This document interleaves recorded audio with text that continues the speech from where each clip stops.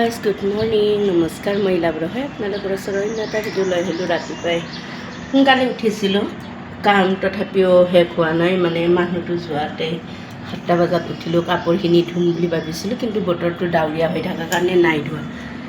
কিয় ডিউটিত যোৱাৰ পিছত আৰু প্ৰব্লেম হৈ যায়, জিকি কেনে থাকে। তাৰ কাৰণে যোৱাকালিও ঘৰত থাকাতে ইমান কাম কৰি গণেশগুৰিত গ'লোঁ। এতিয়া আৰু কালি গণেশগুৰিত পিন্ধা দুখনমান কাপোৰ আছিলে, সেইটো বোলো ধুওঁ বুলি ভাবি আছিলোঁ।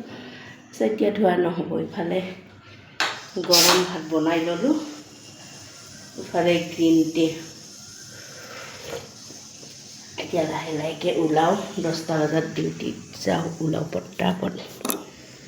মানে আপোনালোকে চাগে চাহ পানী খালেই চাগে। আপোনালোকেও কাম কৰক, ময়ো যাবৰ কাৰণে ওলাওঁ। আপোনালোকে যদি মোৰ ভিডিঅ'টো চাই ইণ্টাৰেষ্টিং হয়, লাইক কৰিব, কমেণ্ট কৰিব, শ্বেয়াৰ কৰিব। Bye bye.